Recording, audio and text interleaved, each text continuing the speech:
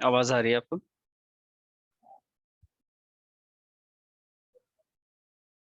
Yes sir.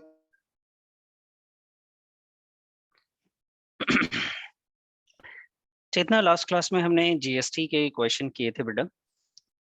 और GST में जो हम लोगों ने सीखा था वो, उसमें हमने एक तो जीएसटी में हमने ये सीखा कि इसकी जर्नल एंट्री, जो जीएसटी से रिलेटेड जर्नल एंट्रीज होती हैं परचेज के टाइम पे,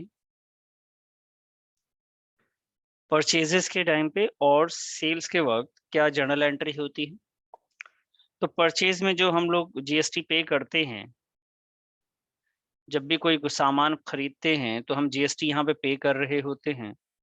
और जब गुड्स सेल कर रहे होते हैं तो यहाँ पे हम लोग कलेक्ट कर रहे होते हैं। यहाँ पे जीएसटी हम लोग कलेक्ट करते हैं और यहाँ पे जीएसटी को हम लोग पे करते हैं। जब पे करते हैं जीएसटी तो बेटा हम लोग रिकॉर्ड करते हैं इनपुट जीएसटी, और जब पे करते हैं, जो कलेक्ट करते हैं, तो लिखते हैं आउटपुट जीएसटी। फिर ये जो इनपुट और आउटपुट जीएसटी है बेटा, उसका हम लोग जाके एंड में, इन दोनों का, इनपुट और आउटपुट का जाके एंड में एडजस्टमेंट्स करते हैं। ठीक है जी, एंड में एडजस्टमेंट्स करते हैं। एडजस्टमेंट करने के बाद जो बैलेंस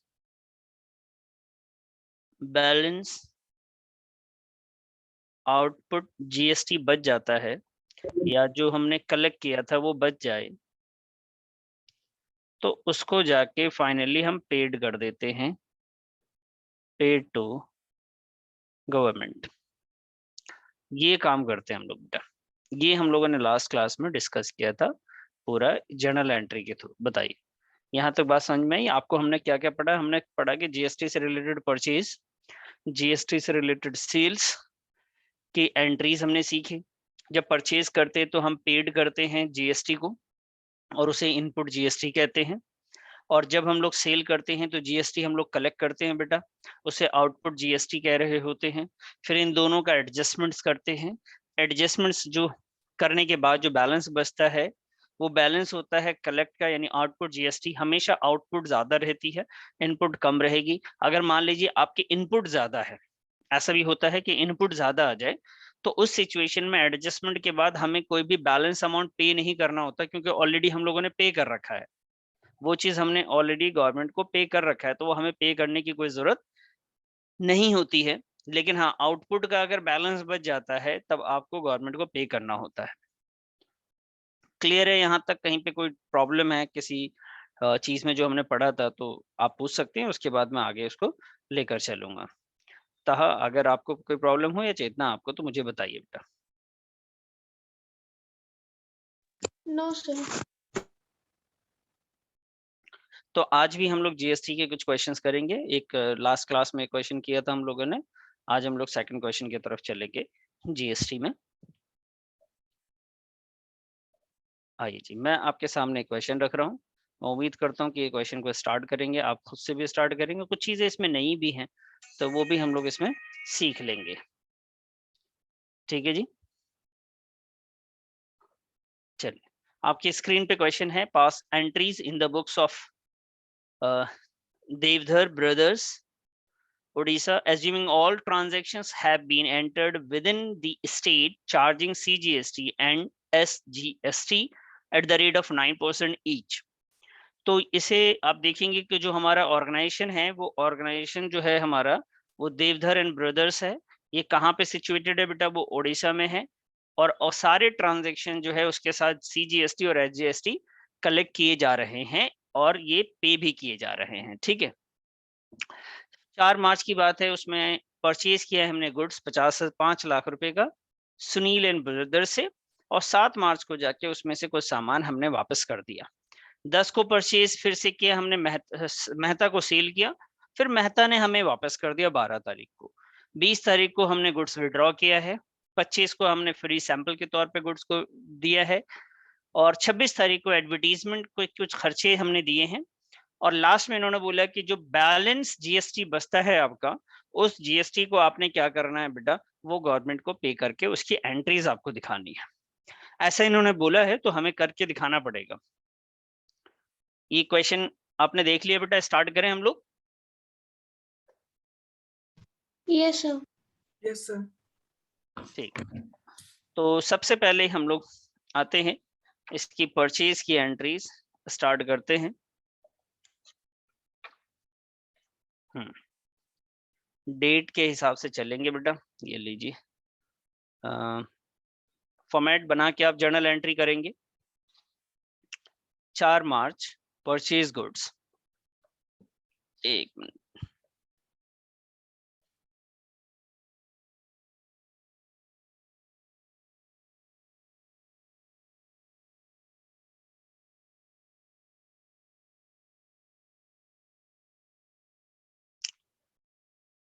हाँ जी 4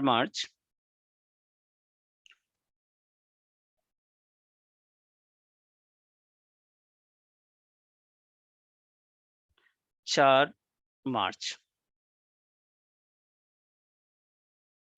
हम परचेज कर रहे हैं बेटा, तो परचेज में आएंगे, यहाँ लिखेंगे परचेजेस, अकाउंट डेबिट,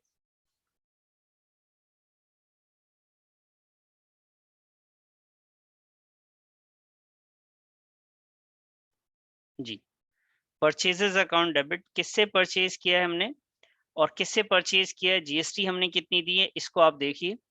परचेज जो हमने किया है वो 5 लाख रुपए का परचेज किया है बेटा। जब परचेज करेंगे तो जीएसटी हम लोग पे करेंगे, और जब हम जीएसटी पे करते हैं तो उसे कहते हैं हम इनपुट सीजीएसटी अकाउंट डेबिट, और बेटा इनपुट एसजीएसटी अकाउंट डेबिट। ये 9% है तो 9% 50,000 का 45,000, और ये 45,000 आ जाएगा। जिससे हमने परचेज किया उसका नाम लिखेंगे यहाँ पे सुनील, और आगे लिखेंगे जी ब्रदर्स, वैल्यू जोड़ देंगे 5,90,000। बताइए जी, क्लियर है ये 4 तारीख?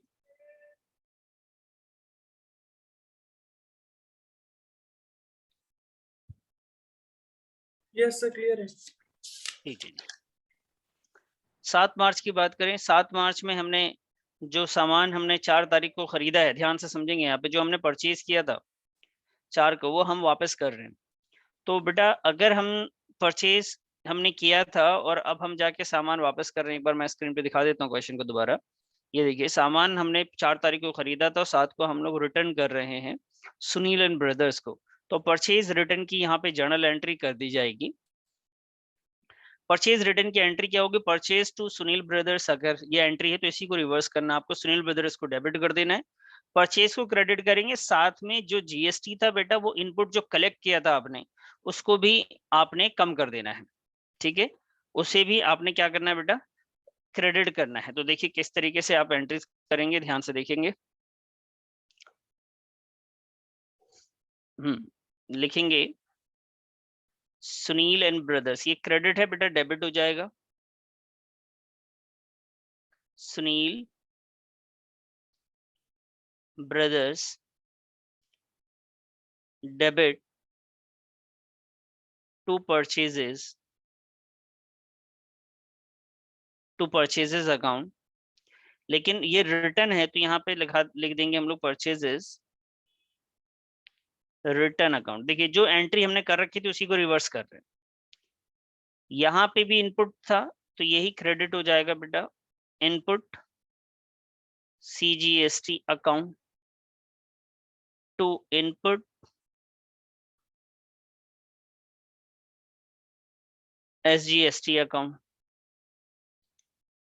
अब देखिए परचेज रिटर्न की वैल्यू क्वेश्चन में गिवन है 20,000 का सामान वापस हो रहा है, तो इस 20,000 पे आपको जो 9% जीएसटी यहाँ कैलकुलेट किया था 50,000 पे, इस बार 20,000 पे करना है। तो 1800 बेटा ये भी 1800 आ गया, और ये हो गया 23,600। ठीक है जी, क्या आ गया? 23,600 आ गया 7 मार्च को। उसके बाद आगे बच्चे हम लोग 10 मार्च में। ये दोनों एंट्रीज परचेज वाली आपको क्लियर है? यस सर, क्लियर है। चलिए जी, अब आइए हम दिखाते हैं आपको 10 मार्च। 10 मार्च में sold goods to Mehta and company for ₹8 lakh. 10 March में हमने सामान बेचा है 8 लाख रुपए का मेहता एंड कंपनी को। तो बेटा यहाँ पे सेल करेंगे तो Mehta and company debit to sales account,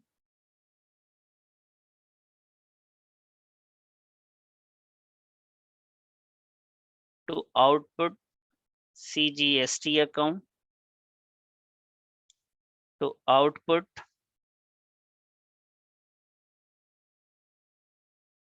SGST account। Sale कितने का हो रहा था बच्चे? ये सेल वैल्यू आप देख रहे हैं, इसमें 8 लाख रुपीस है। सेल वैल्यू कितनी की है? 8 लाख। तो 8 लाख का आपको परसेंटेज आपको कैलकुलेट करना पड़ेगा। 8 लाख का 9%, 72,000 एंड 72,000, ये हो गया जी 144। और 8 लाख में जोड़ देंगे तो ये 9,44,000। क्या यही टोटल है इसका?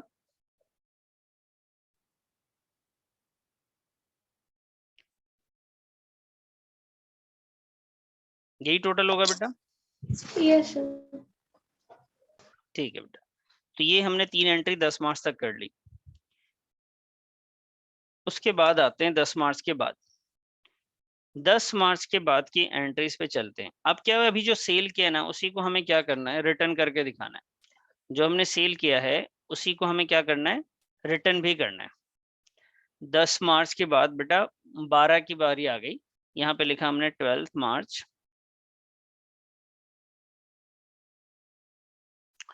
तो जो गुड्स हमने मेहता को सेल किया था वो मेहता ने वापस कर दिया।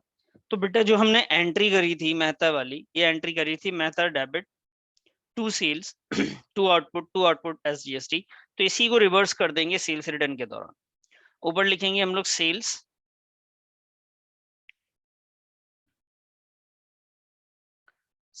Return account debit to, sorry, sales return के साथ साथ आउटपुट को भी तो करना है हमें। तो यहाँ लिखेंगे output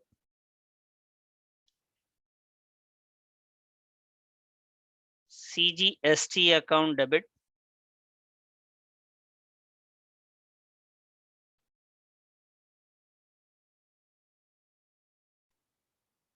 SGST account debit sales return account debit output CGST account output SGST account to Mehta and company. इसकी जो वैल्यू है वो आपने देखना है। ये जो वैल्यू वापस वो कर रहा है मेहता, वो 30,000 रुपए का सामान वापस कर रहा है। तो सेल्स रिटर्न जो है बेटा वो 30,000 है। इसका 9% 2700, और यहाँ पे भी 2700 लिखेंगे। ठीक है, 9% कैलकुलेट करेंगे हम लोग। तो ये कितना हो गया? ये आ गया बेटा 4 5 35,400। बताइए, क्लियर है बेटा? ये 12 मार्च, यस सर, क्लियर है। 12 मार्च क्लियर है? ठीक है जी। 12 मार्च के बाद अब हमारे पास है 20 मार्च।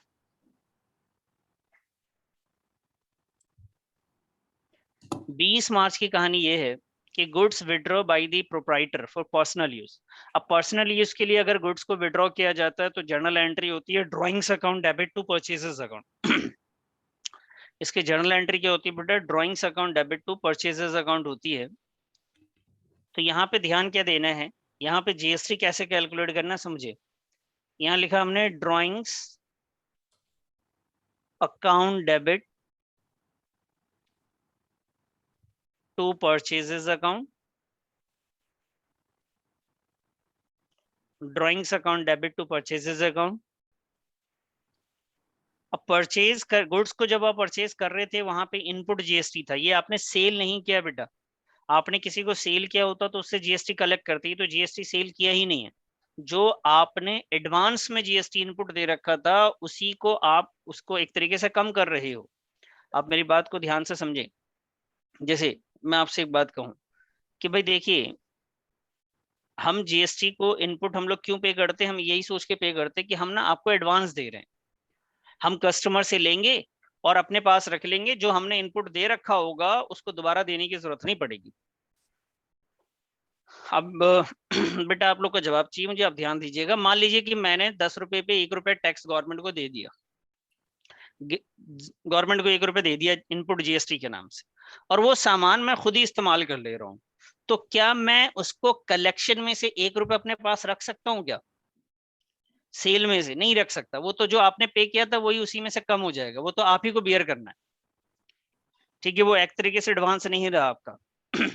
तो जब यहाँ पे भी आपने परचेज पे इनपुट डेबिट किया था तो उसको आपने क्या करना है, क्रेडिट भी करना पड़ेगा। तो यहाँ पे आपको साथ साथ में क्रेडिट भी करना पड़ेगा input CGST account to input SGST account, ये करना पड़ेगा बेटा। ड्राइंग की वैल्यू चेक कर लेते हैं एक बार को कितना है। इसकी वैल्यू है 10,000 रुपीज। तो परचेज में तो 10,000 है, 9% जीएसटी है तो 900 इसका, 900 एसजीएसटी का, टोटल हो गया जी 11,800। 1,800 रुपये होते ना, तो 10,000 1,800 यानी 11,800 रुपये हो गए, टोटल हो गए 10,000। ठीक है, ये 9,900 हो गए, इन सबको सम कर दिया, यहाँ पे 11,800 आ गया। ये 20 मार्च हमने तैयार कर लिया जी। अब तक कोई सवाल है तो पूछ लीजिए बेटा। क्लियर है। क्लियर है, सभी को क्लियर है बेटा?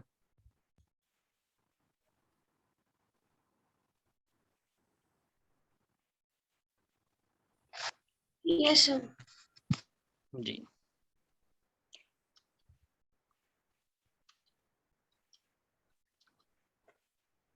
एक मिनट।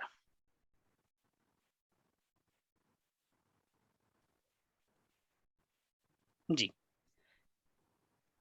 अब आइए 20 मार्च के बाद की डेट देखते हैं क्या है। 20 मार्च के बाद बेटा, 20 मार्च के बाद की डेट है हमारे पास 25 तारीख, 25 मार्च। 25 मार्च को गुड्स आपने डिस्ट्रीब्यूट किया एज अ फ्री सैंपल। तो जब भी गुड्स आपका कम हो जाता है तो आप परचेज क्रेडिट कर देते हैं, आप फ्री सैंपल्स पर दे दें, आप किसी को आप ड्राइंग कर लें, आप डोनेशन के तौर पे दे दें, किसी को एडवर्टीजमेंट के तौर पे, कुछ भी। अपने स्टॉक अगर कम हो रहे, सेल्स के अलावा कोई और रीजन है आपका, सेल्स के अलावा कोई और रीजन है जिसकी वजह से आपका स्टॉक कम हो रहा है, तो आप हमेशा क्या करते हो, परचेज को क्रेडिट करते हो। जैसे इसमें भी हुआ, स्टॉक को कम करा हमने तो ड्राइंग टू परचेजेस लिखा। सेल्स नहीं हो रहा और आपका स्टॉक कम हो रहा है तो आप टू परचेजेस हमेशा लिखते हैं। तो इस क्वेश्चन में भी आप देखिए अगर, तो यहाँ पे क्या हो रहा है, गुड्स जो है distributed as a free sample, तो आपका गुड्स फिर से कम हो जा रहा है 5,000 से। तो आप क्या करेंगे बेटा, यहाँ पे परचेज को क्रेडिट करेंगे, एज अ फ्री सैंपल आपने गुड्स को डिस्ट्रीब्यूट किया है। तो जब आप फ्री सैंपल्स डिस्ट्रीब्यूट करते हैं तो आप क्या करेंगे, यहाँ लिखते हैं फ्री सैंपल, ऐसे लिख देंगे। और कई बार ये नहीं लिखते हैं तो कई बार ऐसे भी लिख दिया जाता है, एडवर्टीजमेंट्स अकाउंट्स। जब फ्री सैंपल्स में कोई स्टॉक किसी को दे रहे होते हैं आप, तो यही नियत से देते हैं कि भाई एडवर्टाइज तो होगा, सामान टेस्ट करेगा, चेक करेगा, तभी तो कस्टमर आएगा ना अपने पास। तो बेटा हमने लिखा है यहाँ पे परचेजेस अकाउंट, और यहाँ पे लिखेंगे क्योंकि परचेजेस है तो यहाँ पे इनपुट ही होगा बेटा, सेल तो किया नहीं हमने, तो input CGST account to input SGST account. ठीक है जी,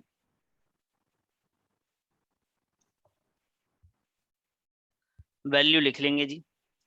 इसकी वैल्यू जो गुड्स की थी वो 5000 थी, 9% निकाल लेंगे, 4500 आएगा, वो 450 आएगा बच्चा।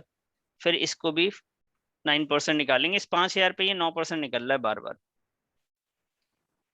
9%। इन सबका टोटल करेंगे तो ये कितना हो जाएगा जी, 900 ये हो गया, तो ये 5900 हो जाएगा। 25 मार्च हमने कर लिया जी। क्लियर है? यस सर, बताइए बेटा, क्लियर है ना, कोई डाउट तो नहीं इसमें? क्लियर है। जी चलिए अब आगे और बढ़ते हैं जरा। 25 मार्च के बाद अब देखिए हमारे पास है 25 मार्च के बाद बेटा 26 है।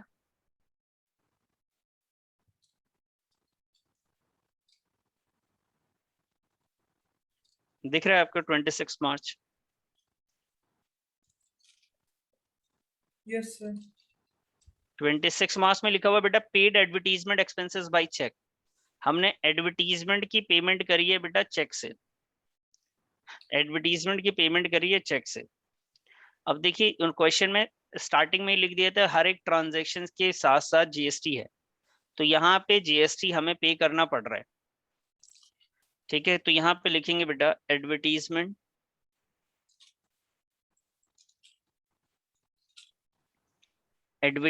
Account debit input CGST account debit input SGST account debit to. Cheque से पेमेंट किया है बेटा आपने, तो यहाँ लिखेंगे बैंक अकाउंट। एडवर्टीजमेंट की वैल्यू चेक कर लेते हैं। एडवर्टीजमेंट की जो वैल्यू है वो है 20,000। एडवर्टीजमेंट की जो वैल्यू है बेटा वो है 20,000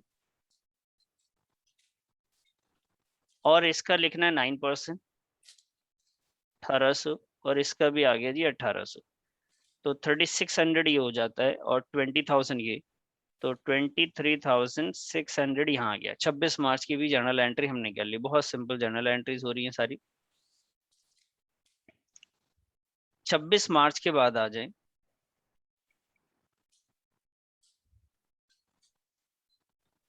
हाँ जी 26 मार्च के बाद देखिए लिखा हुआ 31 को, 31 मार्च, ये मंथ का एंड हो गया। उन्होंने बोला जी पेमेंट कर दो आप जो जीएसटी बन रहा है। तो पेमेंट करने से पहले हमें यहाँ पे एडजस्टमेंट्स की एंट्री करनी पड़ेगी। पहले जीएसटी को एडजस्ट करेंगे इनपुट से और आउटपुट से। तो जर्नल एंट्री में पहले कर सकता हूँ, तो इनपुट और आउटपुट से पहले आप क्या करेंगे, एडजस्ट करेंगे, ठीक है। तो मुझे एक बात बताइए स्पर्श और यस सर। चेतना कहा, आप लोग मुझे बताएं बेटा कि जब इसको हम एडजस्ट करेंगे तो जर्नल एंट्री क्या पास करेंगे?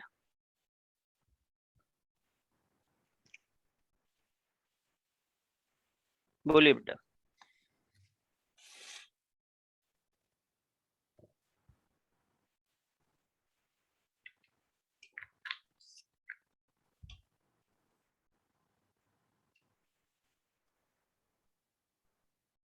तो जो आउटपुट जीएसटी है उनको डेबिट करेंगे और इनपुट जीएसटी को क्रेडिट। आउटपुट को डेबिट कर देंगे और इनपुट को हम लोग क्रेडिट कर देंगे। अच्छा जी, जी चेतना जी यही होगा।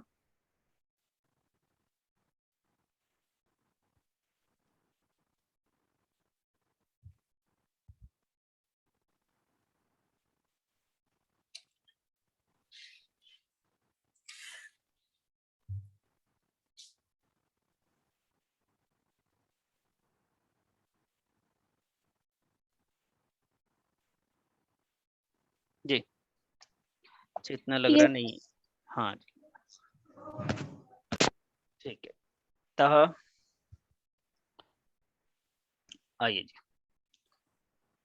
तो आपने बोला आउटपुट को आप डेबिट कर दें सर, तो डेबिट करते, हाँ आउटपुट डेबिट करेंगे और सर इनपुट को क्रेडिट करेंगे। ठीक है जी, आउटपुट CGST को हमने डेबिट कर दिया सर, यही मेन चीज है बेटा हमारे लिए। और आउटपुट SGST अकाउंट को हम लोग इसको भी डेबिट कर देंगे, CGST SGST को, और क्रेडिट में लिखेंगे इनपुट SGST अकाउंट। ठीक है, ये हम लोग जर्नल एंट्री करेंगे बेटा, ये जर्नल एंट्री होगी। इसे हम लोग कहते क्या है, ये जो एडजस्टमेंट होता है ना, तो इसे कहते हैं input tax credit. Input tax credit, देखो ना आप इनपुट जो था ना वो टैक्स को आप क्या कर रहे हो, क्रेडिट कर रहे हो, और ये इनपुट टैक्स क्रेडिट अवेल्ड भी लिख दे इसको। ठीक है जी, इसका मतलब ये है कि जो हमने एडवांस में दे रखा था उसको अवेल कर लिया है, उसको हम एडजस्ट कर रहे हैं इसके साथ, ऐसा हम करेंगे। समझ में आई बात आपको? Yes sir. अब इसके एडजस्टमेंट से रिलेटेड आपको एक वर्किंग नोट बनाना पड़ेगा। पहले हमें ये पता करना पड़ेगा कि आउटपुट की वैल्यू कितनी है, उसके बाद इनपुट को एडजस्ट करेंगे। आप इनपुट डायरेक्ट नहीं निकाल सकते, ठीक है, इनपुट और आउटपुट को दोनों को आपको देखना पड़ेगा। अच्छा मान लीजिए आउटपुट ज्यादा है आपका, तो उसके लास्ट में जाके आप आउटपुट की पेमेंट भी करेंगे। तो आइए इसको हम लोग ना पहले टोटल करके देखते हैं, जो जो वैल्यूज थी उसको एक बार टोटल करके देख लेते हैं। तो भाई इनपुट की और आउटपुट की दोनों के हम लोग बैलेंस करने की कोशिश करते हैं। तो मैं नीचे से स्टार्ट करता हूँ। 26 मार्च में यहीं पे आपके सामने सर इनपुट जी। में वो नहीं आएगी CGST? इनपुट में, हाँ हाँ इनपुट में भी, सॉरी थैंक यू, इनपुट में भी आप CGST लिखेंगे बेटा। ठीक है, ध्यान से हट गया था मेरे। तो अब इसको क्या करेंगे हम लोग ना, इसका बैलेंस करने के लिए हम वैल्यू निकालना स्टार्ट करेंगे। इनपुट की CGST का और आउटपुट के CGST का, दोनों का लिखना स्टार्ट करेंगे। तो मेरे पास यहाँ पे डेबिट क्रेडिट प्लस माइनस सारा करना है, तो मैं एक एक करके आपको समझाता हूँ और ध्यान से आप देखेंगे, सारी चीजों को लेकर चलेंगे हम लोग। यहाँ पे यहाँ लिख लेते हैं, एक मिनट बेटा। तो सबसे पहले क्या है कि हमारे पास ना जो परचेज हुआ था 4 मार्च को हुआ था। 4 मार्च में हमारे पास इनपुट है, इनपुट में CGST, इनपुट SGST। तो पहली वैल्यू थी बेटा 45,000, इसकी भी थी 45,000। ये बात थी 4 मार्च की, ये मैं साथ साथ में आपको लिख रहा हूँ। फिर आते हैं जी 7 मार्च को, ये डेबिट हुआ था, 7 मार्च को ये क्रेडिट हो गया जी। सो 7 मार्च में ये 1800 रुपये यहाँ पे कम हो गए, और 7 मार्च को ये भी 1800 से पहले ही कम हो चुका है। समझ में आ रही बात बेटा? ये जो है ना ये डेबिट था और यहाँ पे ये क्रेडिट हुआ था, तो इसको मैंने माइनस कर रहा हूँ। बता दीजिए मुझे, ये बात क्लियर है आपको ये दोनों? सर मतलब हमें 45,000 में से 1800 माइनस करना है। हाँ, तो देखिए ना, इनपुट CGST डेबिट में है और यहाँ पे इनपुट CGST क्या है बेटा, क्रेडिट है। तो अगर आप डेबिट क्रेडिट को काटेंगे तो वैल्यू में फर्क पड़ेगा ना। Yes sir. तो वही मैंने डेट वाइज लिख दे रहा हूँ कि आपको समझ में आ जाए। फिर आप आइए, यहाँ पे आउटपुट आ गया, इसको हम अलग रख देंगे, ठीक है, इसको हम अलग ही रहने देंगे। यहाँ पे मैं लिख दे रहा हूँ output CGST and output SGST, एक टेबल बना दिया हमने। तो इसमें हमने क्या कर रहे हैं, आउटपुट की वैल्यू है बेटा एक 72,000 है, ये डेट है 10 मार्च की, 10 मार्च, 10 मार्च में ये आया जी 72,000 और इसकी वैल्यू है 72,000। ठीक है साहब, ये 10 मार्च हो गए। अब आते हैं 12 तारीख को। 12 को देखिए आउटपुट जो है डेबिट हो गया जी 12 तारीख को, तो हमने यहाँ पे लिखा जी 12 मार्च आउटपुट 2700 से डेबिट हो रहा है और यहाँ पे भी 2700 से SGST भी डेबिट हो रहा है। फिर 20 मार्च को इनपुट क्रेडिट हुआ था। आप देखिए इनपुट क्रेडिट हुआ 900 से, तो मैं यहाँ पे 20 मार्च को 900 रुपये यहाँ से माइनस और ये भी माइनस हो रहे हैं। सर फिर इनपुट आइए, टोटल 43,650 आ रहे हैं। अच्छा मैं अभी देख लेते हैं, बस 25 मार्च तक मैं भी पहुंच गया। 25 को भी 450 माइनस हो रहा है सर, और 25 तारीख को 450 ये भी माइनस हो रहा है बेटा। ठीक है जी, ये हो गया। अब आइए 25 के बाद 26 तारीख। 26 मार्च में देखें इनपुट डेबिट हो रहे हैं, प्लस हो जाएगा 1800 रुपये, ये प्लस हो गया जी, 1800 ये भी प्लस हो गया। फिर आउटपुट डेबिट हो रहा है मतलब माइनस हो रहा है। 31 मार्च को आउटपुट डेबिट होने का क्या मतलब है बेटा, माइनस हो रहा है, यहाँ पे माइनस प्लस। तो ये तो खैर ये तो हमें करना ही है, एंट्री बाद में करनी, उसी की तो कैलकुलेशन कर रहे हैं हम लोग। तो इसको टोटल कर लेते हैं, अब इसकी भी टोटल कर रहे हैं, इसको भी यहीं पे टोटल करते हैं और इसको भी टोटल कर लेते हैं। तो उसके बाद नेट इफेक्ट हम चाहें तो बैलेंस निकाल लेंगे, यहीं पे निकाल लेंगे। 45, 18, 945 और 1800 ये कर लेंगे। कितना बताया बेटा आपने, ऐसे ही कैलकुलेशन है कुछ? यस सर, मेरा 43650 आ रहा है। 45,000 में से मैंने 1800 माइनस किए, फिर 900 माइनस किए बेटा, ठीक है। उसके बाद मैंने 450 को माइनस कर दिया, फिर प्लस करा मैंने बेटा 1800, तो ये आया 43650। तो ये वैल्यू सेम है, इसलिए 43650 इसका भी आ गया। और यहाँ पे आया जी 72,000 सर माइनस का 6,930 2700, ये 2700 है। ये आया जी 69,300, इसकी भी वैल्यू 69,300। ठीक है, क्लियर है? ये चार्ट समझ में आया आपको? ये यस सर। ये रफ में भी आप कर सकते हैं, कोई प्रॉब्लम नहीं है इसमें मुझे। अब ये देखिए, जो ये इनपुट की वैल्यू है दोनों, और ये आउटपुट की वैल्यू है, तो इनपुट को आउटपुट से एडजस्ट करना है, आप उतना ही तो कर सकते हैं जितना इनपुट की वैल्यू, इससे ज्यादा तो एडजस्ट ही नहीं कर सकते आप। 43,650 ही एडजस्ट कर सकते हैं, बाकी जो बच जाएगा वो बैलेंस आएगा। तो अगर मैं बैलेंस की बात करूं तो इन दोनों में से माइनस करके मैं बैलेंस लिखूंगा। तो पहले हम एडजस्टमेंट्स की एंट्री में लिख देते हैं। बताइए क्लियर है चेतना, क्लियर है ये? Yes, sir. तो आइए हम ना इसकी वैल्यू लिख लेते हैं पहले जनरल एंट्री में, 43,650 एंड 43,650। यहाँ पे लिखा जी 43,650, और दूसरी वैल्यू भी हमारे पास 43,650। आउटपुट में भी यही लिखेंगे 43,650, और यहाँ पे भी लिखेंगे 43,650। इनपुट आउटपुट दोनों हमारा सेम कर दिया। तो इतने में इतना तो हमने माइनस कर चुके, इस जर्नल एंट्री के करते ही हमारे ये वैल्यू माइनस हो चुकी है आउटपुट में से। अब जो भी बैलेंस है आउटपुट का उसे हम पे कर देंगे बेटा। आउटपुट पेमेंट की जो जर्नल एंट्री है, आउटपुट CGST अकाउंट डेबिट,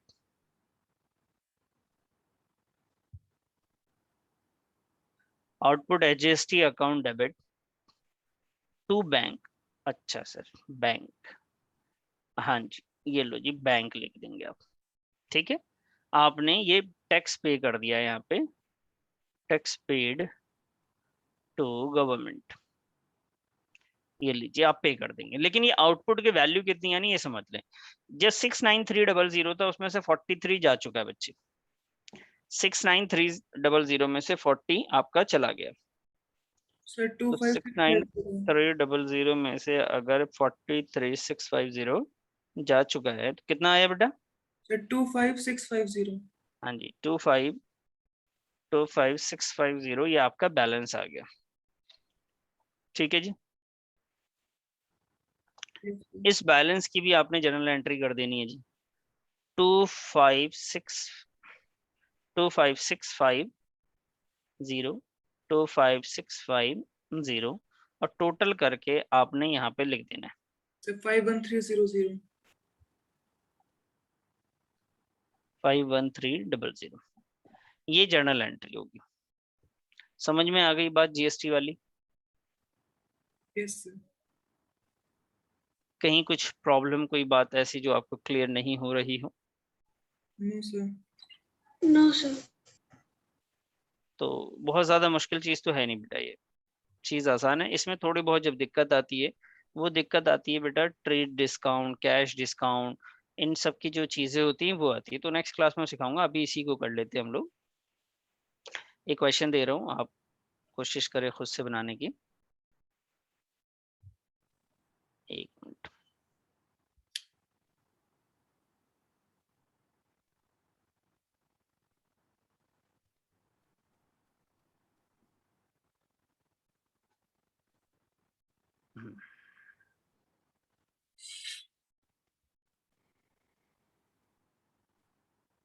ये आ गया बेटा आपके स्क्रीन पे। Pass entries in the books of Ganguly and Sons, assuming all the transaction have been entered in the state of West Bengal। सारे सारे ट्रांजेक्शन एक ही स्टेट के अंदर हो रहे हैं बेटा। Purchase goods for ₹2 lakh and payment made by check। Sold goods for ₹1,60,000 to Devika Nandan and Sons। Purchase goods for ₹50,000 credit। Paid for printing and stationery। Receive for commission 5,000 and output से GST को adjust करना है। इन्होंने payment की journal entry आपसे नहीं पूछी है, ठीक है? पेमेंट की एंट्री आपसे नहीं पूछ रहे हैं, सिर्फ आपसे उन्होंने एडजस्टमेंट्स के लिए बोला कि आप एडजस्ट कर दीजिएगा, इससे ज्यादा आप मेहरबानी ना करें। चलिए जी, तो स्टार्ट करेंगे। आप खुद से बनाएंगे जरा, मैं भी इधर बनाता हूँ और आपको एक एक ट्रांजेक्शन आप मुझे बता दीजिएगा जहां प्रॉब्लम होगी। क्वेश्चन नंबर 3 है,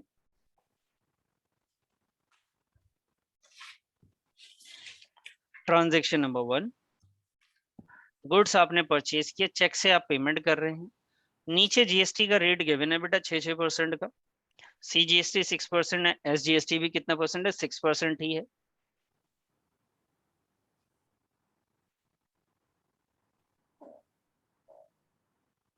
जी, तो परचेज किया हमने गुड्स,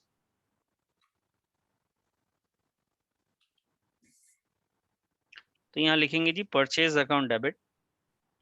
जब परचेज करते हैं तो इनपुट होता है बेटा, input CGST account debit, input SGST account debit, to cheque से पेमेंट किया हमने तो टू बैंक अकाउंट। इसकी वैल्यू पे आ जाएंगे। 2 लाख रुपीज की इसकी परचेज वैल्यू थी, तो परचेज में तो 2 लाख चला जाएगा। 6% है, ध्यान रखेंगे इस बार, तो 12,000। 6% 2 लाख का बेटा, ये भी 12,000 ही आएगा, और ये आ जाएगा 2,24,000 रुपये। सेकंड, इसके परचेज करने के बाद हम चलते हैं सेकंड की तरफ। सोल्ड गुड्स, हमने सामान बेचा है देवी के नंदन को, तो आइए जी सेल करेंगे। तो दे देवकी नंदन डेबिट, नंदन एंड सन्स लिखा हुआ है बेटा, डेबिट टू सेल्स। और आप जब सेल्स करेंगे तो आप जीएसटी कलेक्ट करते हैं, जिसको हम लोग आउटपुट जीएसटी कहते हैं। Output CGST account, output SGST account. ये वैल्यू है बेटा जो 1,60,000 रुपए की। कितने की है? 1,60,000, और उसका 6% निकालना है।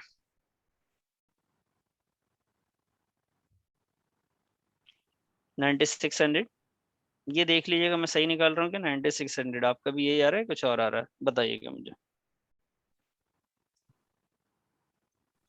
Yes, sir. Same है।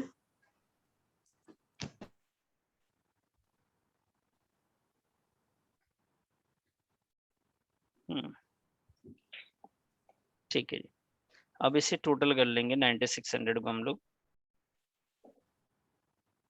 19,200 और ये 1,60,000 में हम जोड़ देंगे। तो ये हो गया जी 1,79,200। उसके बाद आ जाइए भाई साहब थर्ड पॉइंट पे। उसके बाद आ गए हम लोग थर्ड पॉइंट पे। मैं आपको थर्ड पॉइंट दिखाता हूँ।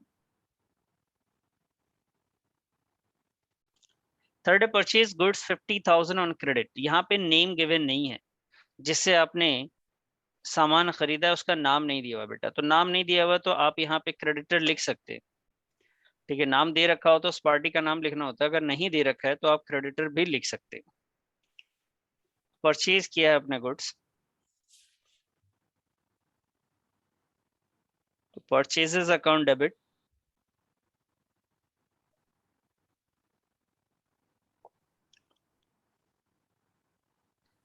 इनपुट CGST अकाउंट डेबिट,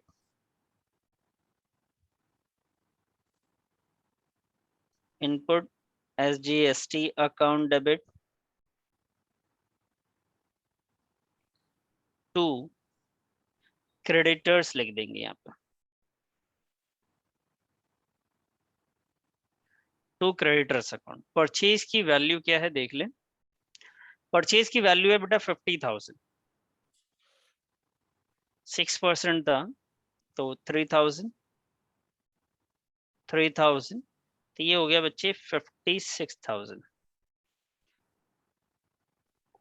बताइए क्लियर है यहाँ तक?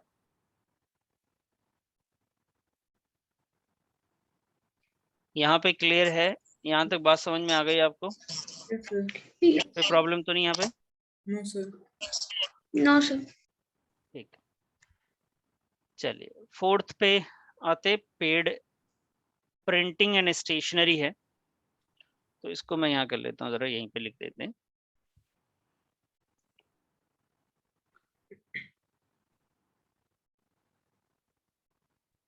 जी, प्रिंटिंग एंड स्टेशनरी, प्रिंटिंग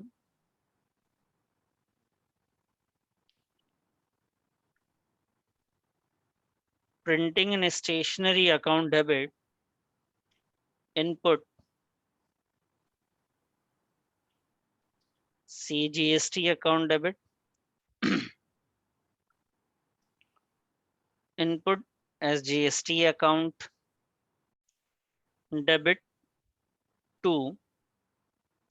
अब आपने जो प्रिंटिंग स्टेशनरी परचेज करी उसमें देखना पड़ेगा कि आपने पेमेंट किस तरीके से किया। क्वेश्चन में आप देखेंगे फोर्थ पॉइंट में तो कुछ लिखा हुआ नहीं है, तो बेटा ऐसे सिचुएशन में हम लोग कैश कंसिडर करते हैं, तो इसे हमने टू कैश करके लिख दिया बेटा। और उसकी वैल्यू आप देख लीजिए। वैल्यू जो हमारे पास है प्रिंटिंग स्टेशनरी का 4,000 है, 6% था तो 240 रुपए का इसका GST बनता है, और ये हो जाता है जी 480 रुपये, यानी 4,480। आप बताइएगा मुझे कैलकुलेशन में अगर कहीं मिस्टेक हो जाए।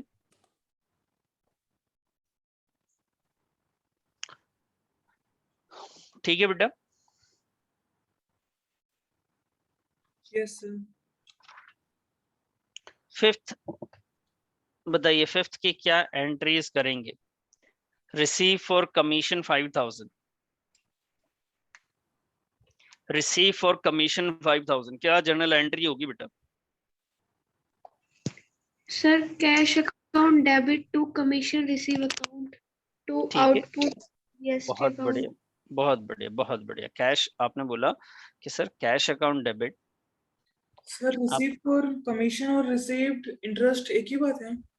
हाँ नहीं, बात तो अलग है लेकिन एंट्री एक है ना। मेरे आपको में कमीशन MS मिल रहा हो, इंटरेस्ट मिल रहा हो, रेंट मिल रहा हो, ठीक है, तो एंट्री तो एक ही होगी, cash account debit to commission received. Sir मेरी बुक में received interest लिखा हुआ है, तो उसकी क्या एंट्री होगी? सेम होगी? तो कमीशन की जगह आप रिसीव, इंटरेस्ट रिसीव लिख दीजिएगा, कमीशन रिसीव मैं लिख रहा हूँ ना, Yes, sir. तो आप यहाँ पे इंटरेस्ट रिसीव्ड लिखिए। Okay, sir. बच्ची ने बोला कि सर आउटपुट भी आएगा। ठीक है बेटा, लो आउटपुट CGST अकाउंट, और बोला जी आउटपुट SGST भी आएगा सर, ये लो जी आउटपुट SGST अकाउंट भी आ गया। ठीक है, commission receive output CGST account to output SGST account. तो कमीशन की वैल्यू एक बार चेक करते हैं कितना है।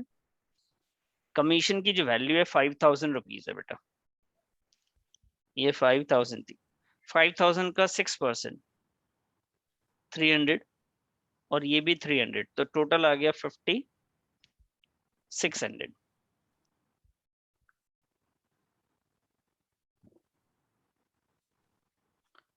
उसके बाद 6 में बोला उसने कि एडजस्टमेंट करके दिखाइए।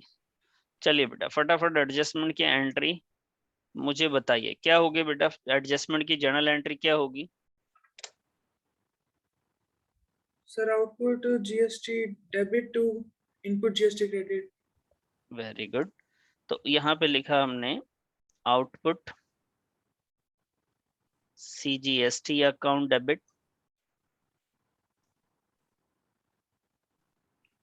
Output SGST account debit to input CGST account to input SGST account. सही है ये एंट्री? Yes sir. ठीक है, नरेशन क्या लिखेंगे?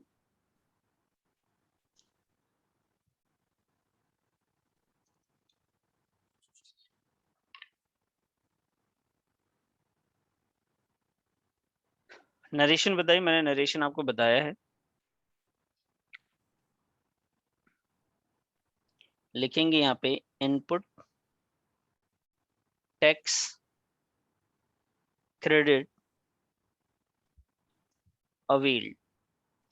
आपने इनपुट टैक्स क्रेडिट ले लिया, ठीक है जी, इनपुट टैक्स क्रेडिट अवेल। तो आप यहाँ पे सही मायने में देखिए, जितना आप टैक्स कलेक्ट करते हैं उतना आपको नहीं देना पड़ता, ठीक है, और ना ही आपके पॉकेट से जा रहा होता है। आपने जो एडवांस दिया उसको अपने पास रख लेते हैं आप। एक्स्ट्रा जो पैसा बचता है बेटा वही तो आप गवर्नमेंट को पे करते हैं। हम अपने पॉकेट से वो वाला अमाउंट देते हैं जिसको हमने रीसेल नहीं किया, हमने ड्राइंग कर लिया, अपने तक ही रोक दिया, तो उस पैसे का इनपुट क्रेडिट हमें नहीं मिलता। वो पैसे हमें बियर करने पड़ते हैं, वो टैक्स हमें खुद ही देना पड़ता है। तो जितने भी दुकानदार हैं, जितने भी बिजनेसमैन हैं, अगर वो टैक्स कलेक्ट कर रहे हैं और टैक्स पे कर रहे हैं तो उसको एडजस्ट करके गवर्नमेंट को देना, अपने पॉकेट से कुछ नहीं देना है। GST पे खासतौर पे इसका पूरा का पूरा बर्डन सिर्फ एक कंज्यूमर पे है जो उसको यूज करता है। दुकानदारों को इस बात से फर्क नहीं पड़ता।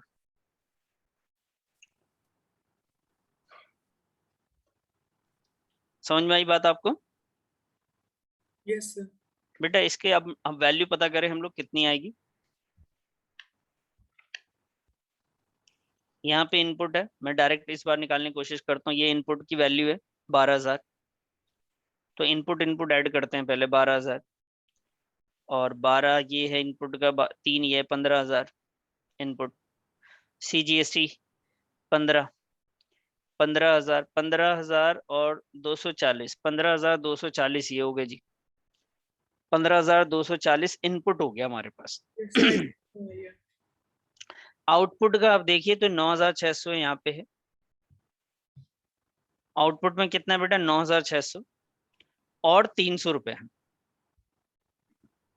तो ये 9900 हो गए। पहली बार है आपकी अभी तक 2 क्वेश्चन 3 क्वेश्चन जो भी हमने किए उसमें से ना फर्स्ट टाइम ऐसा दिख रहा है कि आउटपुट की वैल्यू कम है, आपको टैक्स पे करने की जरूरत नहीं पड़ रही है।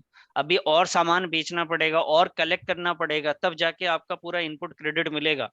वरना तो जो आपने नहीं बेचा ना, आपका टैक्स ज्यादा जा चुका। देखो 12 और 12 3 15, मतलब आपने टैक्स जो है 15240 रुपए दे दिए गवर्नमेंट को, और अब तक आपने कलेक्ट कितना किया था? सिर्फ 9600 और 300, यानी 9900 रुपए आपने कलेक्ट किए हैं।